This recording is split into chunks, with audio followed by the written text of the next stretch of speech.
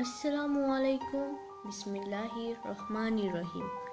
সম্মানিত বাংলাদেশের জনগণ, বিশেষ করে তরুণ প্রজন্ম, শিক্ষার্থী ও দেশপ্রেমিক শুভাকাঙ্ক্ষীরা, আজ আমরা ফিরে যাচ্ছি সম্প্রীতিকার একটি অতি গুরুত্বপূর্ণ অধ্যায়ে, কোটা আন্দোলন, যা ২৪শে অভ্যুত্থান নামে পরিচিত, যেখানে তোমাদের নির্ভীক পদক্ষেপ বাংলাদেশের সুশাসন, শিক্ষায় সুবিচার ও গণতন্ত্রের পথে এক নতুন আলো জ্বালিয়েছে।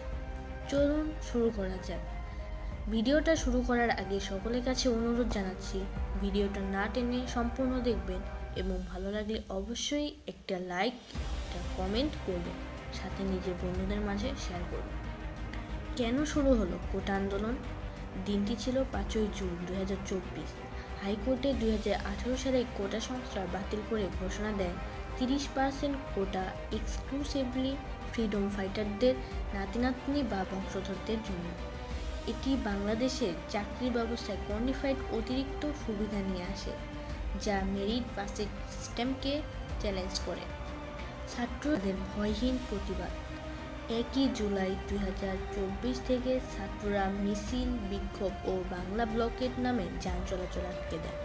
অংশ নেয় বিশ্ববিদ্যালয়ের শিক্ষার্থী ও শিক্ষকেরা। ১০ থেকে ১১ জুলাই বিশ্ববিদ্যালয় আন্দোলনের চাহিদার সরাসরি সংঘাত। সেখানে পুলিশ ও ছাত্রলীগের সশস্ত্র হামলা শুরু হয়।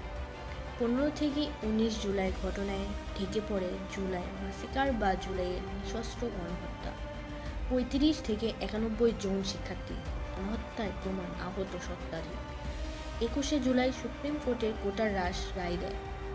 অবশেষে ৯৩% পদের সুবিধা রাখা হয় মেরিটের জন্য। জুলাই বিপ্লবের ফল।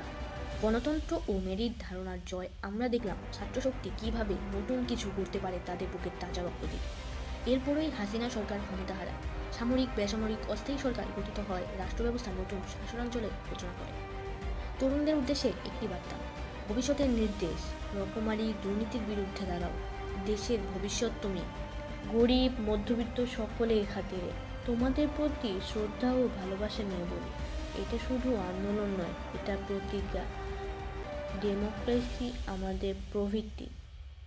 এমন নতুন নতুন সকল উপদেশমূলক ভিডিও পেতে চ্যানেলটি অবশ্যই সাবস্ক্রাইব করে পাশে থাকবে। ধন্যবাদ সবাই।